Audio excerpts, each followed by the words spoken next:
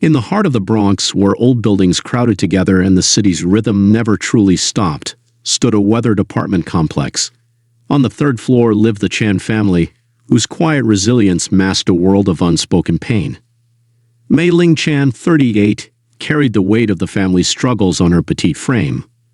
Her movements in their cramped apartment were swift and efficient, born of years spent trying to hold everything together. Lines etched her face, a map of hardships endured, but her soft brown eyes held a glimmer of kindness that had not yet been extinguished.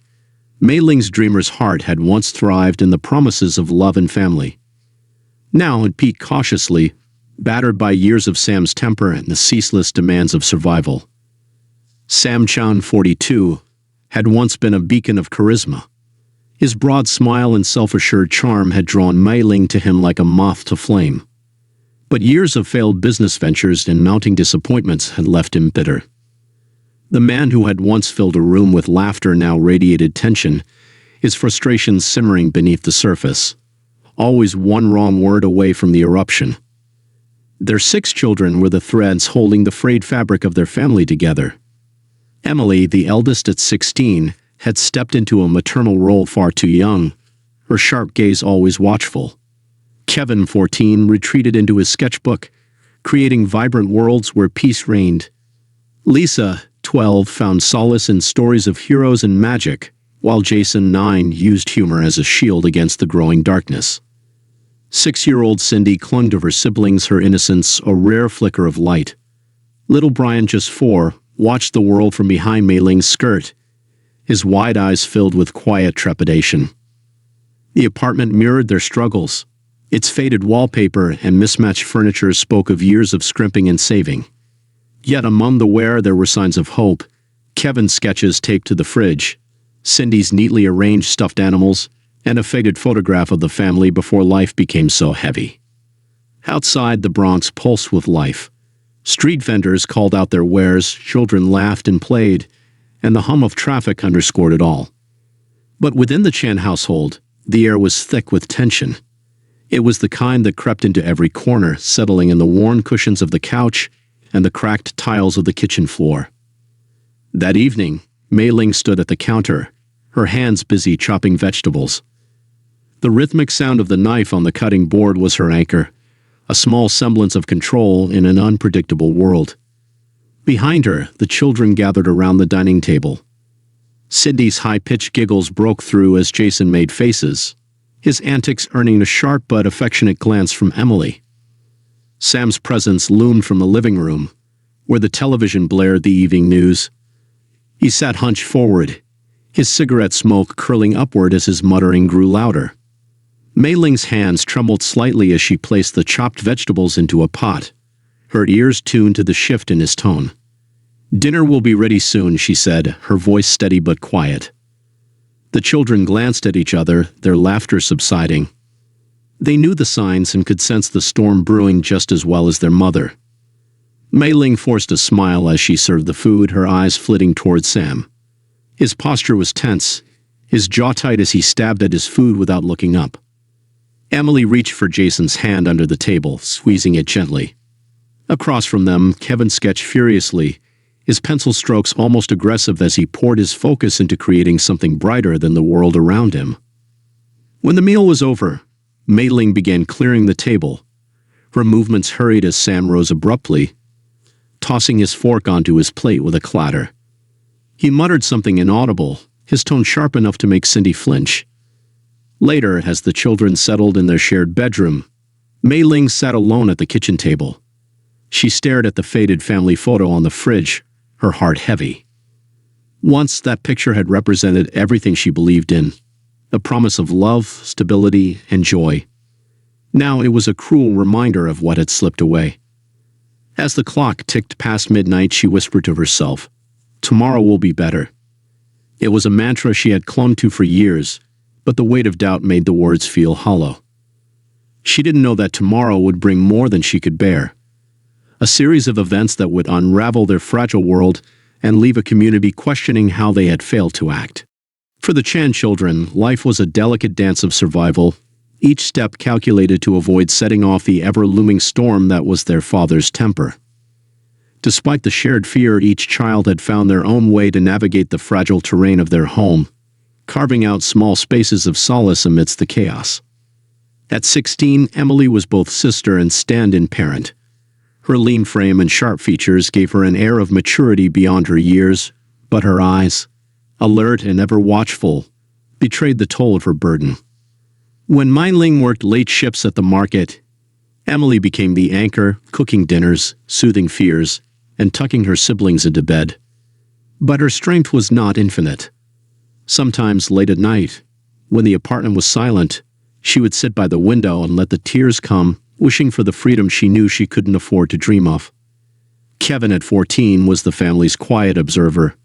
He spent hours hunched over his sketchbook, his pencil a lifeline to a world far removed from the suffocating tension of their apartment. His drawings were vibrant and intricate, sunlit landscapes, whimsical creatures, and serene homes tucked away in the countryside. He rarely spoke during arguments, but his sketches often depicted a subtle yearning for escape, a wish to be somewhere where shouting didn't pierce the walls. Lisa, 12, was the dreamer. Her love of books transported her to magical lands where families lived happily ever after and brave heroines triumphed over impossible odds. She often whispered bedtime stories to Cindy, weaving tales of castles and enchanted forests to drown out the harshness of their reality. But even Lisa's fantasies couldn't completely shield her. When the yelling started, she clutched her books like shields, willing herself to disappear into their pages. Jason, 9, was the Joker. His quick wit and goofy antics brought moments of levity to his siblings, even if it meant drawing a warning glance from Emily. "Knock it off," she'd whisper, though a faint smile sometimes betrayed her affection for his effort. Beneath Jason's laughter, however, was a deep longing for normalcy. At school, he watched other kids with their carefree laughter and attentive parents, and he couldn't help but envy the ease of their lives. 6-year-old Cindy was the embodiment of innocence, her wide, curious eyes a rare source of light in the Chan household. She adored her older siblings, often trailing behind them with endless questions or tiny hands clutching theirs. Too young to fully grasp the danger around her, she clung to Mei Ling whenever Sam's voice rose, hiding behind her mother's skirts with her stuffed rabbit tightly pressed to her chest. Brian, the youngest at 4, was a quiet shadow. He rarely spoke, communicating instead with shy tugs at Mei Ling's sleeve or by burying his face at Emily's lap when frightened. His siblings doted on him, their protectiveness a silent promise to shield him from the worst of their world. That evening, as the family gathered for dinner, the air was thick with unspoken words. Mei Ling served bowls of rice and stir-fried vegetables with practiced efficiency, her hands moving mechanically. Across the table, Sam sat brooding, his eyes fixed on a crack in the plaster wall. Jason attempted to break the silence by balancing a chopstick on his nose. "Look, I'm a seal," he declared, grinning at Cindy and Lisa. Cindy giggled, clapping her hands, and even Lisa managed a small smile. Kevin glanced up from his sketchbook, a ghost of amusement crossing his face, but the laughter was short-lived. Sam's fork clattered against his plate, silencing the table. "Can't you keep them quiet?" he snapped, his glare pinning Mei Ling in place. "They're just playing, Sam," Mei Ling replied softly, though her voice wavered. "Playing?" Sam barked, his tone biting. "This isn't a playground. I come home and all I hear is noise. Can't even eat in peace." The children froze, their eyes darting to Mei Ling. Emily's jaw clenched as she reached for Cindy's hand under the table. Mei Ling's hands trembled as she busied herself with clearing the dishes, her eyes lowered. After dinner, the children retreated to their shared bedroom. The small space was cluttered but comforting in its own way. Kevin sat cross-legged on his bed, his pencil gliding over the page. Jason whispered jokes to Lisa, who half-smiled as she flipped through a dog-eared fantasy novel. Cindy climbed onto Emily's lap, clutching her stuffed rabbit tightly. "Why is Daddy always mad?" Cindy asked, her voice barely a whisper. Emily stroked her hair, her face a mask of calm. "It's just how he is, Cindy. But don't worry, we've got each other, okay?" Cindy nodded, though her small frame trembled. Across the room, Kevin glanced up from his sketchbook. His latest drawing depicted a cabin surrounded by tall, protective trees, a safe haven far from the city and the tensions of their home. Jason broke the silence with a quiet quip, earning a genuine laugh from Lisa this time. For a brief moment, the room felt lighter. But as the muffled sound of Sam's muttering seeped through the thin walls, the fragile peace dissolved. Each child lay awake that night, staring at the dark ceiling and wondering how much longer they could endure. In the Bronx, where buildings stood shoulder to shoulder and walls held more secrets than they could bear, the Chan family's struggles were not entirely hidden. Their third-floor apartment was a place of thin barriers and whispered suspicions, where neighbors caught glimpses of a life unraveling, but hesitated to intervene. The signs were subtle but persistent. Mei Ling often appeared in the hallway, her long sleeves pulled too deliberately over her wrists, her smile a practiced shield. The children's laughter, once bright and carefree, had grown subdued, replaced by nervous glances and hushed tones. At night, the quiet of the building was broken by muffled arguments, the thud of something heavy hitting the floor or the sharp cries of a child. Mrs. Ortega, who lived across the hall, had noticed. A retired nurse with a sharp eye and a kind heart, she often found herself watching the Chans from her doorway. She saw Emily escorting her younger siblings to school each morning, her shoulders tense and her gaze guarded. One day, as Emily walked past, Mrs. Ortega reached out, her voice low. "Is everything okay, Meja? You know, if you ever need help, I'm here." Emily paused, her grip tightening on Brian's small hand. "We're fine," she replied, her voice steady but her eyes wary. "Thank you, Mrs. Ortega." The older woman had wanted to press further but stopped. There was something in Emily's expression, a mix of defiance and fear, that kept her silent. Later, she would replay that moment over and over, wondering if she should have pushed harder. Downstairs, Mr. Harris, the building superintendent, had his own suspicions.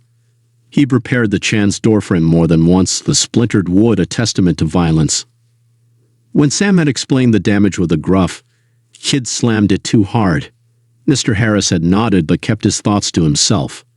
He had noticed the way Mei Ling stood behind her husband, her hands clutching her sweater like a lifeline. "It's not my place," Mr. Harris muttered to himself whenever the noises from the Chan apartment grew too loud. "Families have their problems. They'll figure it out." The rest of the building followed a similar pattern of quiet complicity. A neighbor who lived below the Chans had once mentioned the late-night arguments to a friend. "I hear them all the time," she said. "But what can you do? People don't like you meddling in their business." And so the Chan's pain festered in silence, hidden in plain sight. Mei Ling carried the weight of it all with a stoic determination. Her days were a blur of work and worry, and her evenings were a balancing act between placating Sam and protecting her children. She told herself that enduring his temper was the price she had to pay to keep her family together.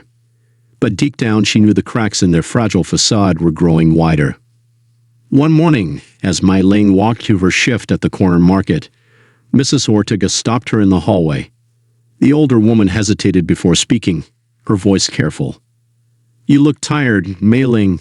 Everything okay at home?" Mei Ling managed a small smile, though it didn't reach her eyes.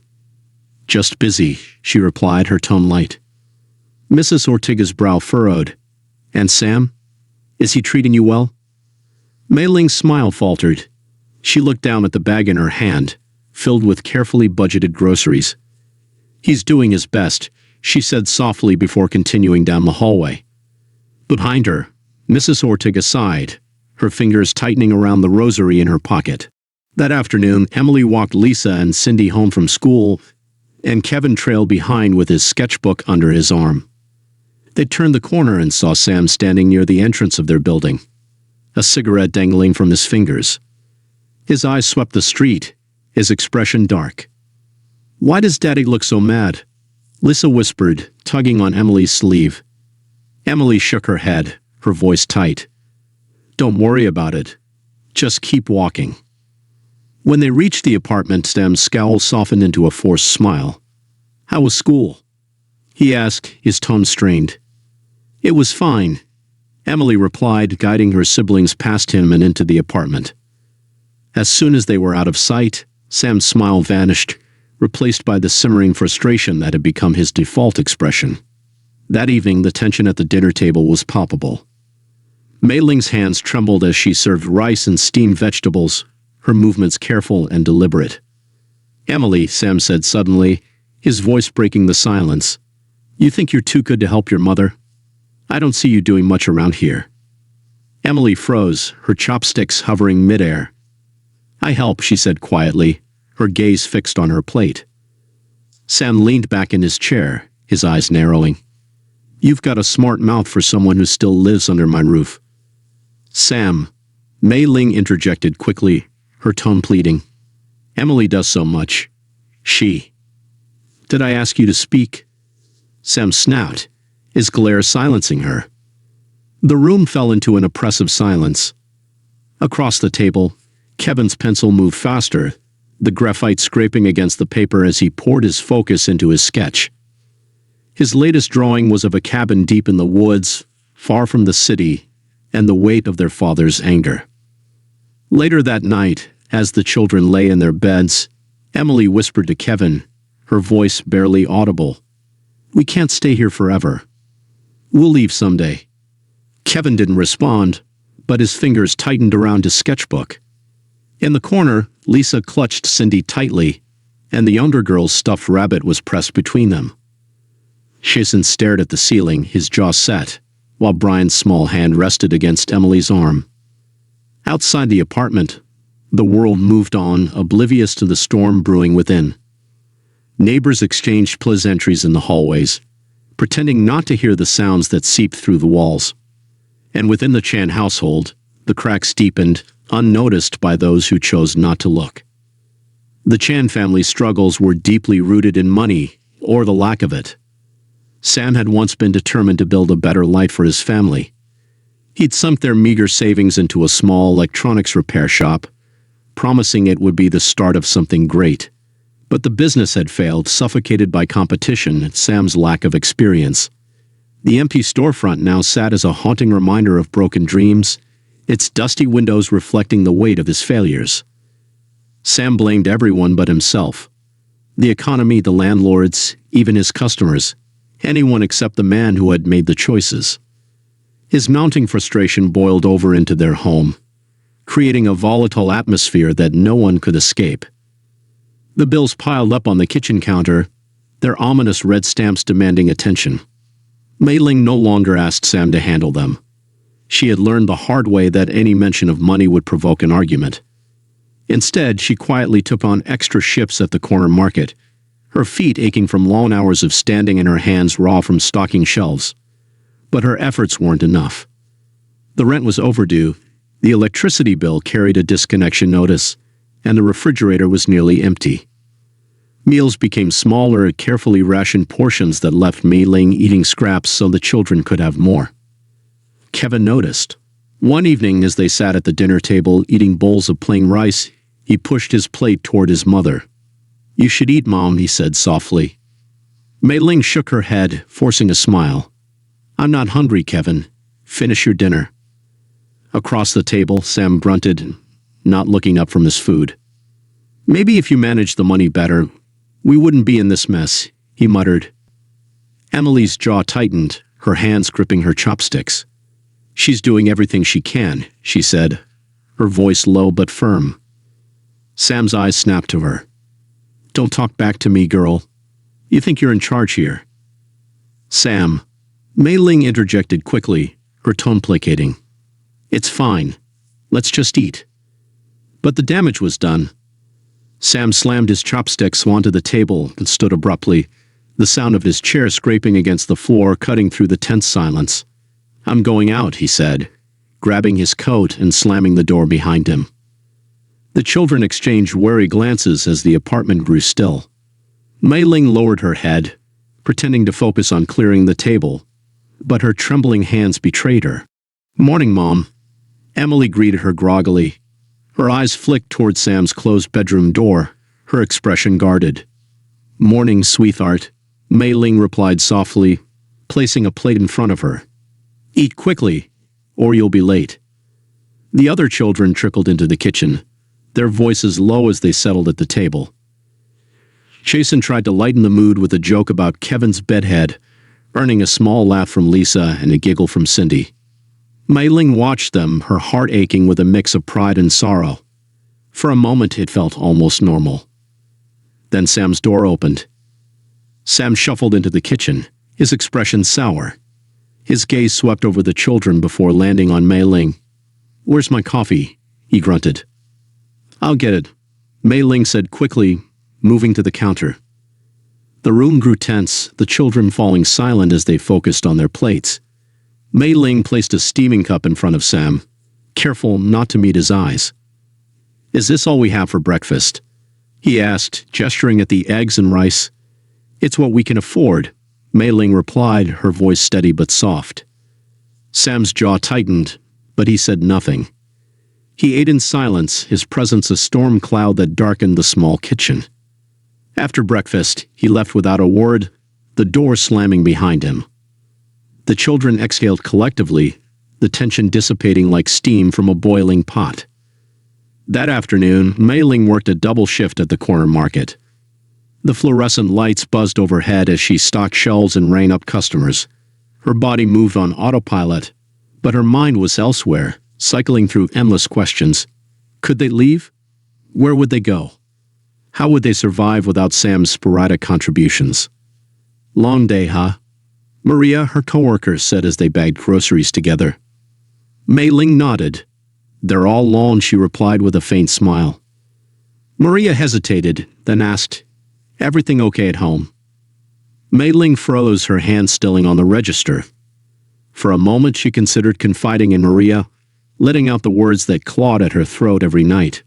But fear stopped her. Instead, she forced a smile. "It's fine, just busy." Maria gave her a lingering look, but didn't press further. That evening, Emily was waiting for Mei Ling when she returned home. The younger children were already asleep, their small bodies curled up together in the shared bedroom. Emily sat on the couch, her legs tucked under her, her expression serious. "How was work?" Emily asked, her voice soft but direct. "Long," Mei Ling replied, setting down her bag. She sat beside Emily, her shoulders sagging under the weight of the day. Emily hesitated before speaking again. "Mom, we can't keep doing this. He's not going to change." Mei Ling's throat tightened. She knew Emily was right, but the thought of leaving paralyzed her. "Where would we go?" she asked, her voice barely above a whisper. "How would we survive?" "We'll figure it out," Emily said, her tone firm. "You don't have to do this alone." Tears welled in Mei Ling's eyes as she looked at her daughter. She wanted to believe her, wanted to gather her children and walk out the door. But fear was a powerful chain. "Not yet," she said finally. "We need a plan." Emily's shoulders slumped, but she nodded, the disappointment in her eyes cutting through Mei Ling like a blade. That night, as Mei Ling lay in bed, she stared at the ceiling, her thoughts racing. She thought of a life she had dreamed of when she married Sam. A life of love and stability, filled with laughter and possibility. She thought of the promises he had made, of the man he had once been.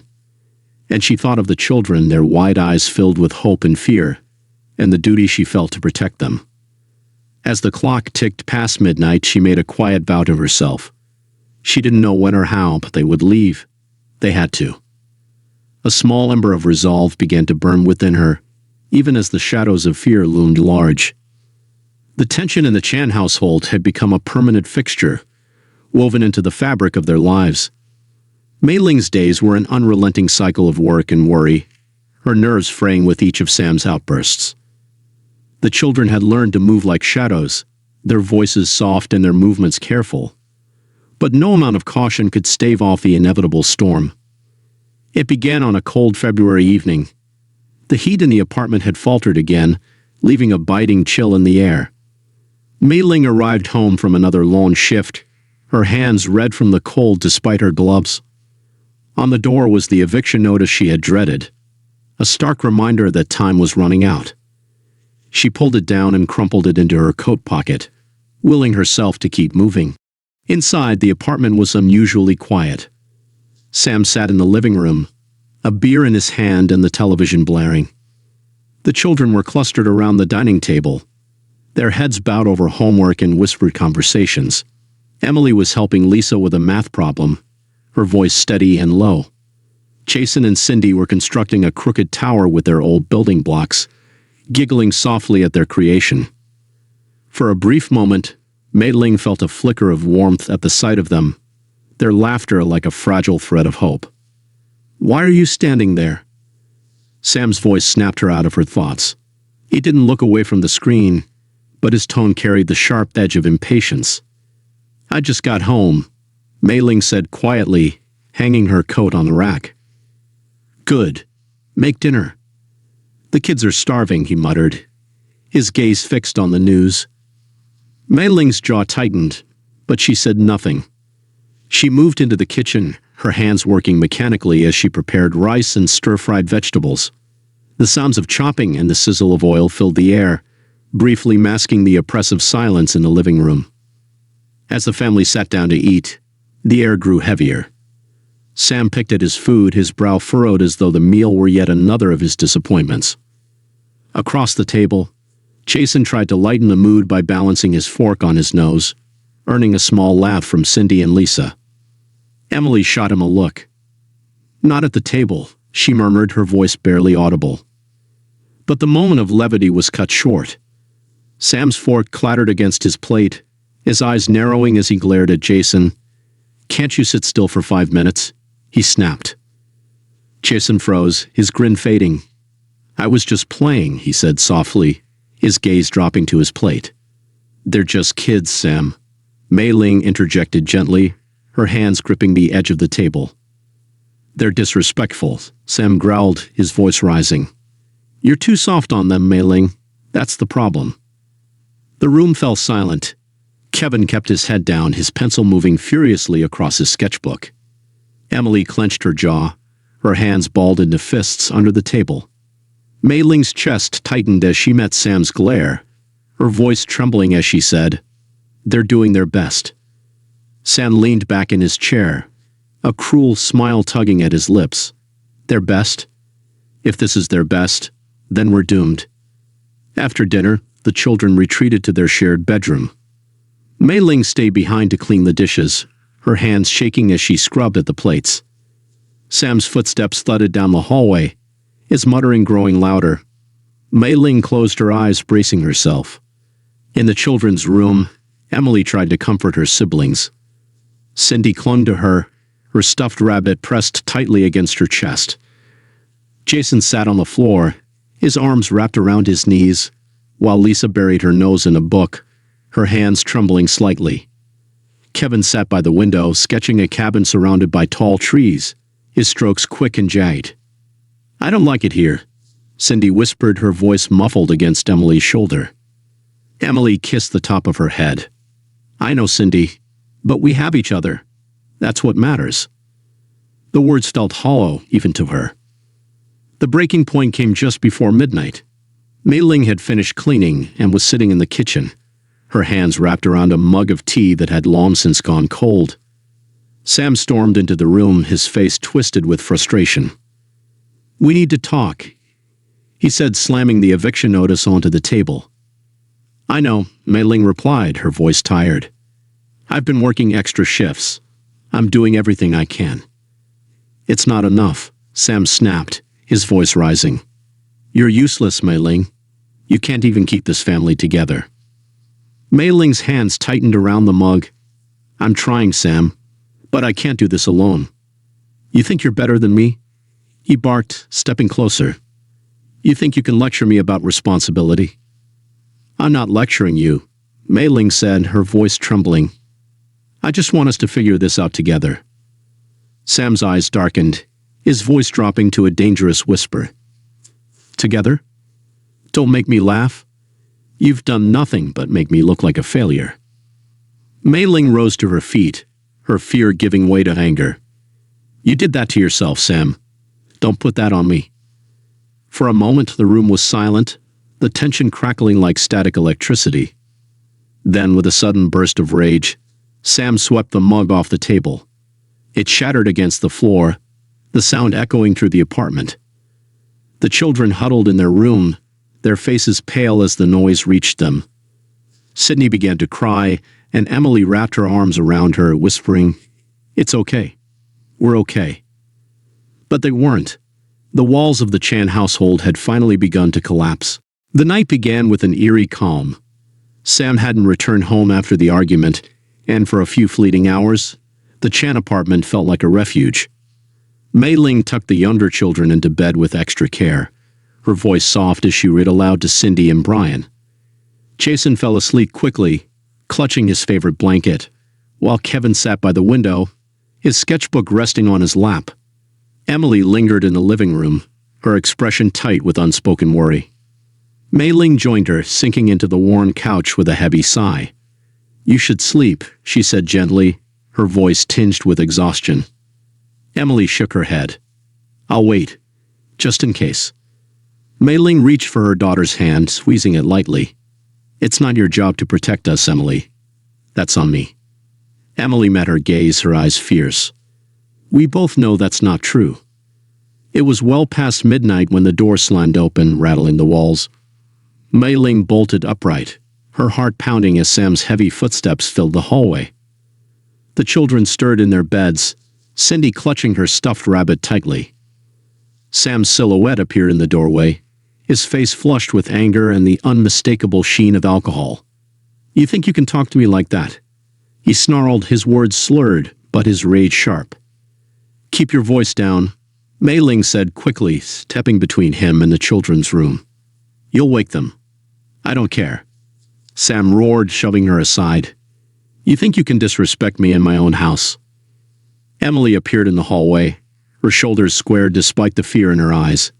"Dad, stop. You're scaring them." Sam turned his glare to her. "Go back to bed, Emily. This doesn't concern you." "It does when you're yelling at Mom," Emily replied, her voice steady. His face twisted into a cruel smile. "You think you're grown now? Always running your mouth. You're just like her." "Leave her alone, Sam," Mei Ling said, stepping forward, her voice trembling but firm. Sam ignored her, his focus locked on Emily. He turned abruptly and stormed into the kitchen, yanking open drawers with loud, erratic movements. Mei Ling's breath caught as she saw him pull out a large kitchen knife. "Sam, no," she pleaded, her voice shaking. "Put it down." He turned toward her, the blade glinting in the dim light. "You think you can leave me? You think you can take my kids?" "We're not going anywhere," Mei Ling said, raising her hands in a calming gesture. "Let's just talk, Sam. Please." But he wasn't listening. His anger was a living thing, consuming every rational thought. He advanced toward the hallway, his steps slow and deliberate. "If I can't have this family, then no one will." Chaos erupted. "Run!" Mei Ling screamed, lunging at him and grabbing his arm with trembling hands. "Emily, take them and run." The children's door burst open as Emily ushered her siblings out.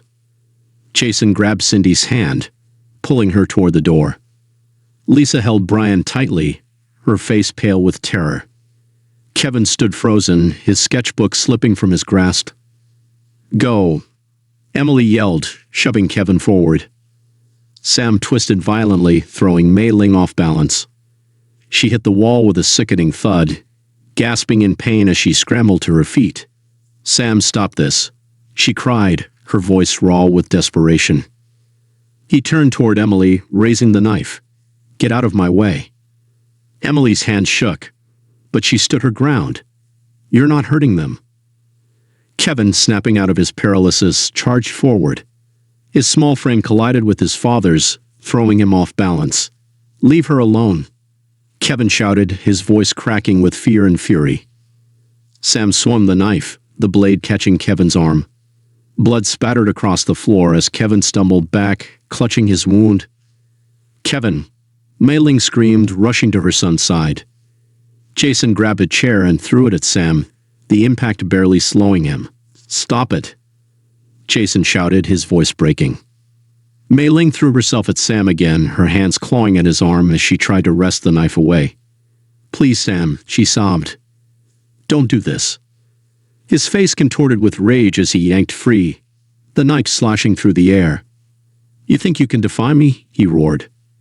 With a cruel laugh, he plunged the knife into Mei Ling's side. She gasped, her grip weakening as she sank to the floor. "Run," she whispered, her voice barely audible. Emily screamed, grabbing a lamp and hurling it at Sam. The impact staggered him, giving her precious seconds to act. "Jason, take them and go," she yelled, her voice shaking with urgency. Jason hesitated for a fraction of a second before grabbing Cindy and Brian, pulling them toward the door. Lisa followed, her arms still wrapped around Brian. But Sam was relentless.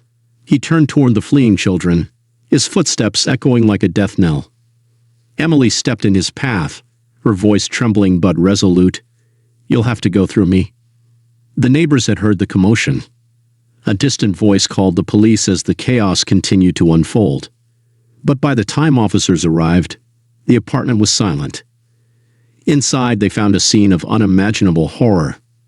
Mei Ling and her children lay still, their lives claimed by one man's unrelenting rage. Sam sat in the middle of the room, the knife still in his hand, his expression vacant. "They were mine," he muttered. "They were mine." By morning, the Chan family apartment had become a crime scene. Yellow tape now cordoned off the hallway, and uniformed officers moved in and out, their faces grim as they combed through the wreckage of a life lost too soon. Neighbors stood in clusters outside, whispering in hushed tones, their faces pale and filled with disbelief. The building, once bustling with the sounds of everyday life, now felt like a ghost town, a space haunted by the violence that had unfolded behind its walls. Mrs. Ortega, who lived across the hall, stood by her door, clutching a rosary in trembling hands. She had heard the screams, heard the crashes, but had convinced herself it was just another of the Chan's arguments. She told herself she was doing the right thing by staying out of it, that it wasn't her place to interfere. But now, with the weight of their deaths pressing down on her, the guilt was suffocating. "I should have called sooner," she whispered, her voice cracking. "Maybe I could have saved them." Mr. Harris, the building superintendent, shook his head as he stood at the edge of the crowd. He had repaired the doorframe of the Chan apartment more than once, its splintered wood always a sign of violence. He had seen the way Mei Ling carried herself, always standing behind Sam with her hands clasped tightly together. He had noticed how the children's laughter had faded over the years, replaced by silence or whispers. But what could he have done? What could anyone have done? "I knew something wasn't right in there," he muttered, staring at the broken doorframe. "But what could I have done?" They were a family. Like so many others in the building, he had chosen silence. They all had. The news spread quickly, as it always does in a neighborhood like this. Local headlines blared. "Bronx tragedy. Family of 8 murdered in domestic nightmare." Reporters swarmed the building, their cameras capturing every angle of the apartment's exterior, while microphones were thrust in the faces of neighbors, asking questions they couldn't answer. The media, too, struggled to grasp the depth of the tragedy, their sensationalized coverage offering little comfort or explanation. "They seemed like a normal family," one neighbor said, her voice shaky. "The kids were always polite. We never thought something like this could happen." But for those who had lived closest to the Chans, the signs had been there all along. Mrs. Ortega recalled the bruises she had seen on Mei Ling's arms, the way the children's laughter had grown muted over the years. She had seen the cracks in the facade, had heard the yelling, had even offered help. But each time Mei Ling had brushed her off, telling her everything was fine, that they were just going through a rough patch. And so, Mrs. Ortega had stayed silent. After all, it wasn't her place to meddle in the private affairs of a family. "I thought about saying something," she admitted to a reporter, her voice trembling with the weight of regret. "But you don't want to meddle in people's private lives, you know? I didn't want to make it worse." Another neighbor who had lived below the Chans remembered hearing the crashes of furniture late at night, the sound of Sam's voice raised in anger. He had seen Emily escorting her younger siblings to school, her face a mask of determination, as though she were carrying the weight of the world on her shoulders. He had always assumed they were just another family going through tough times, never imagining how deep the pain ran. "That girl carried the weight of the world on her shoulders," he said, his voice filled with sorrow. "I should have asked if she was okay." But no one had asked, and no one had intervened. As the details of the crime became clearer, the community was forced to confront its own complicity. In the hours following the discovery of the bodies, the building's tenants gathered in the lobby, their faces grim, their voices quiet as they processed the shock of what had happened just a few feet away from them. "We need to do better," one man said, his voice thick with emotion. "We can't ignore the signs. We can't stay silent when we see someone in trouble." Mrs. Ortega stood up, her hands clutching her rosary tightly as she spoke, her voice trembling with guilt. "I saw the bruises. I heard the yelling. I knew something was wrong, and I still didn't do anything. I won't make that mistake again." Her words hung in the air like a painful truth, a reminder of what had been lost. It was too late for the Chans, but maybe, just maybe, there was still time for others. As the community grappled with its guilt, advocacy groups seized the moment, holding workshops and meetings to educate residents about recognizing and reporting domestic violence. Flyers appeared on every bulletin board, offering resources for those who needed help, but might not know where to turn. It was an effort to prevent something like the Chan family tragedy from ever happening again. But for the neighbors who had turned a blind eye, the damage was done. Their silence had cost 8 lives, and no amount of regret could bring them back. A vigil was held outside the Chan building, candles flickering in the cool night air. Neighbors, family members, and activists gathered to mourn the loss of the Chan family, a reminder of how far the community had fallen short. Mei Ling's sister, stood at the front of the crowd, her voice steady despite the grief in her eyes. "My sister stayed because she thought she had no choice," she said, her words strong but filled with sorrow. "She stayed because she thought it was the only way to protect her children. But there are always choices, and it's up to us, to all of us, to make sure that no one feels trapped like she did." Her words were met with quiet nods of agreement, the crowd moving forward in their shared resolve to be better, to do better. For the Chans, it was too late, but their deaths would not be forgotten. A plaque was placed near the memorial, engraved with the names of Mei Ling and her 6 children: Emily, Kevin, Lisa, Jason, Cindy, and Brian. Beneath their names, a simple inscription read, "In memory of lives lost too soon. May we never forget the cost of silence." The Chan family's legacy became a painful reminder, a story that echoed through the halls of the building and beyond. Their deaths sparked change in a community that had failed them, igniting a fire of awareness and action. But for those who had lived alongside them, the memory of what they could have done, what they should have done, would haunt them forever. On the anniversary of the tragedy, Mrs. Ortega visited the memorial once more. She placed a fresh bouquet of flowers on the stoop, her voice soft but resolute as she whispered, "You're not forgotten. We remember, and we're trying to be better. I promise." As she turned to leave, the sound of children's laughter echoed faintly from the nearby playground, a bittersweet reminder of what had been lost, and what perhaps could still be saved.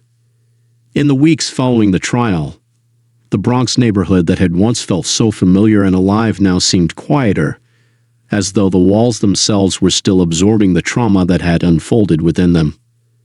The apartment building where the Chans had lived, once a place of clattering voices and the sounds of children's laughter, was now a hollow shell, a reminder of lives lost too soon.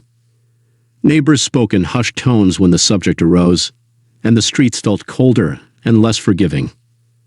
The Chan's deaths had become a tragic turning point in the community, but it had come at an unbearable cost. For those who had witnessed the family's pain from a distance, their guilt would never fully fade. Outside the apartment, a makeshift memorial had grown into something permanent. Flowers, candles, and handwritten notes covered the stoop, joining framed photographs of Mei Ling and her children. One photo, taken on a rare sunny day in the park, showed the family smiling as they sat together on a picnic blanket. Their joy seemed distant now, a world apart from the violence that had consumed them. One note read simply, "Rest in peace.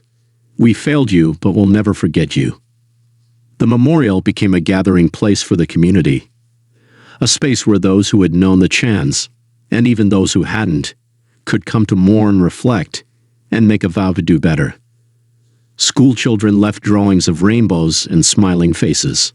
Adults lingered, their expressions etched with sorrow, as they lit candles and placed flowers in front of the stoop. Mrs. Ortega was one of the first to arrive each day, her hands clasped around her rosary, her eyes misting as she sat quietly before the memorial.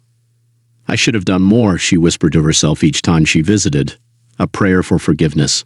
The tragedy of the Chan family was not just their loss. It was a loss for the entire community, one that would be felt for years to come. Advocacy groups used the moment to begin workshops, educating residents about the signs of domestic violence and how to help those in need.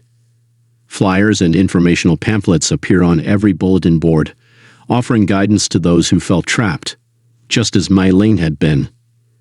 But for those who had lived closest to the Chans, their silence would weigh heavily on them forever. The knowledge that they had seen the warning signs, the bruises, the tension, the pleading eyes of Emily and her siblings, and chosen not to act was something that could never be erased. In the weeks after the tragedy, the building's landlord took action. Security cameras were installed in the hallways, and the locks on the doors were replaced. A neighborhood watch program was formed, and for the first time in a long while, the tenants began to look out for each other. They shared more than just walls. They shared a responsibility to one another. Lin, Mei Ling's sister, had become a public advocate for domestic violence awareness. She worked with local organizations, sharing Mei Ling's story in the hope of preventing another family from falling through the cracks. "Every time I talk about her, it hurts," Lin admitted in an interview with a local journalist. "But if her story can save even one family, it's worth it." Her words echoed in the hearts of those who had known the Chans and those who had not. The community had been shaken to its core, but it had also begun to heal. The pain of the past couldn't be erased, but it could be used to create something better, something that would honor the memory of the lives lost. The anniversary of the massacre brought the community together once again. A vigil was held outside the building where neighbors, family members, and activists gathered to remember the Chans. The night was cool, and the candles flickered softly in the breeze, casting a warm glow on the faces of those gathered. Speakers took turns addressing the crowd, sharing stories of Mei Ling's quiet strength, Emily's fierce determination, and the promise of better days. Among the speakers was a teenager from the neighborhood who had known Emily from school. Holding a small piece of paper, the girl read aloud, "Emily used to help me with my math homework. She was so smart and kind. I'll never forget her." As the crowd listened, a quiet understanding passed through the crowd, a recognition that they could not undo the past, but they could shape the future. The Chan family's legacy had become a catalyst for change, a haunting reminder of what had been lost, but also a source of hope for those who might still be saved. The apartment where the tragedy had occurred remained empty for a long time, its windows dark. But the light of the family's legacy lived on in the hearts of those who vowed never to let such a loss happen again. On the anniversary of the tragedy, Mrs. Ortega stood before the plaque once more. She placed a fresh bouquet of flowers on the stoop, her voice soft but resolute. "You're not forgotten," she whispered. "We remember, and we're trying to be better. I promise." As she turned to leave, the sound of children's laughter echoed faintly from the nearby playground. The echoes of what had been lost, and the promise of what could still be saved, filled the air. The Chan family's story had become a haunting legacy, a tale of love, loss, and the price of silence. It was a story that would forever echo through the streets of the Bronx, urging everyone to look closer, act sooner, and remember that no one should face their struggles alone. As we reflect on the tragic story of the Chan family, it's crucial to remember the importance of speaking up when we see signs of abuse and supporting those in need. Silence can cost lives, but awareness and action can save them. Our channel is dedicated to uncovering the truths behind real-life cases, shedding light on the stories that demand to be heard. Together, we can make sure no one faces their struggles alone. Subscribe now and be part of the change.